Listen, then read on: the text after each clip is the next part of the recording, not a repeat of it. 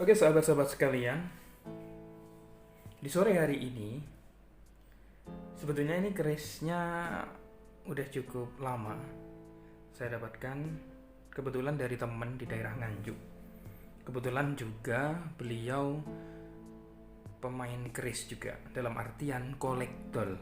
Kolektor itu singkatan dari kolektor dan kolektor, dodolan gitu. Jadi setengah kolektor, setengah juga penjual begitu ya. Jadi memaharkan keris juga. Saya lihat di rumahnya, saya amati keris ini sudah ketika 2 kali saya ke rumahnya kok masih ada gitu. Akhirnya saya buka-buka, saya loloskan kerisnya. Saya buka, ternyata kerisnya ini pamornya itu deling, teman-teman. Pamornya deling. Saya kok terkesan, kok nganyang batin gitu.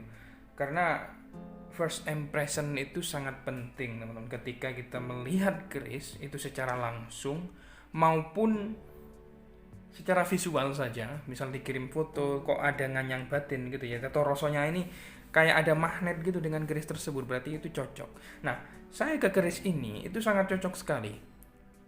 Ada semacam getaran gitu, kok keris ini kayaknya harus ngikut aku gitu. Nah, akhirnya saya tawar gitu ya, saya pasang harga duluan sebetulnya, dan alhamdulillah kena juga. Sudah beberapa bulan dan sepertinya keris ini mencari tuan barunya, ya. Coba kita langsung buka saja ya, seperti apa kerisnya, teman-teman. Bismillahirrahmanirrahim. Warangkanya ini perlu saya poles lagi sih sebetulnya. Perlu dipoles agar apa? Agar nanti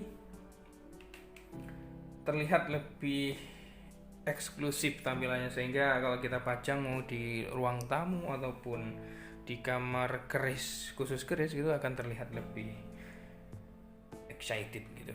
Oke, langsung kita buka, teman-teman. Bismillahirrahmanirrahim. Bunyinya saja udah sering gitu, teman-teman. Bismillahirrahmanirrahim. Wow.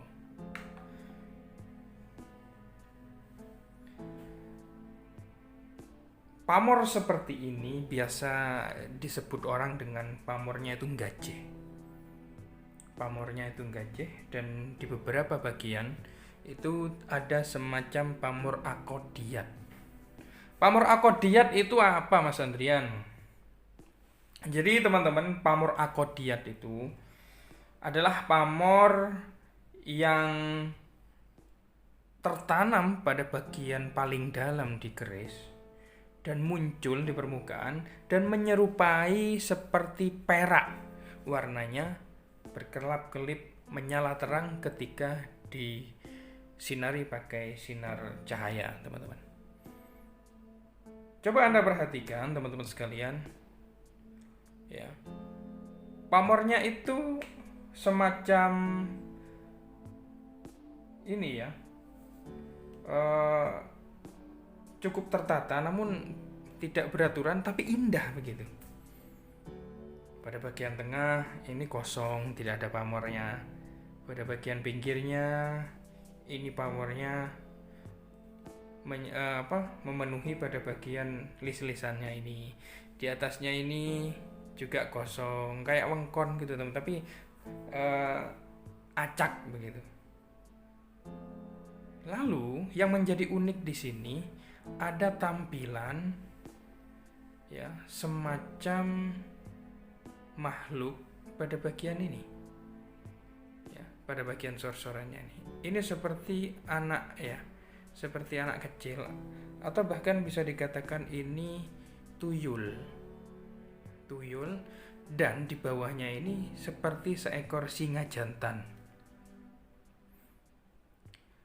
Di dalam berkerisan dengan pola grafik seperti ini, teman-teman, apabila ada makhluk, gambaran makhluk pada bagian sor-soran, itu dikatakan sebagai pamor Rojo Gundolo. Rojo Gundolo itu ketika kita mendengar Rojo Gundolo, maka yang terbersit adalah suatu keangkeran gitu. di benak kita, satu keangkeran, satu sosok yang mengerikan gitu. Itu yang terbesit. Namun di lain sisi teman-teman, Raja Gundala itu secara makna filosofis, secara aspek filosofis, Raja Gundala itu biasa diagem oleh orang-orang penting di zaman kerajaan dulu sebagai perisai diri dari hal-hal yang gaib. Apabila ada serangan-serangan tenung, santet, serangan-serangan makhluk halus, ya, itu Pamor-Raja Gundala berperan penting untuk menepis segala bentuk serangan gaib. Itu makna filosofis dan diterapkan oleh orang-orang dulu, teman-teman. Bahkan sampai saat ini banyak yang mempercayainya. Itu Raja Gundala ya. Lalu di sebagian lainnya ini pamor apa kira-kira? Kalau saya menyimpulkan teman-teman dengan pola seperti ini adalah pamor yang cukup acak begitu. Acak tapi sangat-sangat langka dengan pola pamor seperti ini yang sangat enggajeh seperti ini. Dan juga dibaliknya teman-teman, ya, ini juga sama, namun ini lebih tertata rapi begitu.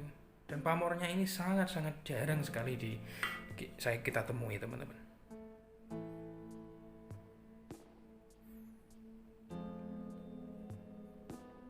Secara keseluruhan saya simpulkan bahwa keris ini berpamor pendaringan kebak. Nah, lalu bagaimana dengan dapurnya begitu? Kalau kita melihat secara pasikutan, teman-teman. Secara pasikutannya mari kita perhatikan terdapat semacam di sini ada tikel alis ya. Namun sudah cukup korosif. Ya. Agak samar-samar gitu, tapi kalau diraba ini kerasa. Ada tikel alis atau belumbangan yang seperti semacam jugrangan begitu, yang seperti alis bentuknya, makanya dinamakan tikel alis kan. Dan di sini ada pejetan serta gandiknya ini polos, dan varian pada keris ini termasuk varian keris yang lurus, sehingga keris ini dinamakan dengan dapur tilam upih. Tilam upih orang dulu pun biasa menyebut dengan tilam peta ya, atau tilam putih, ada juga yang menyebut seperti itu. Namun yang paling familiar, keris ini biasa disebut tilam upih.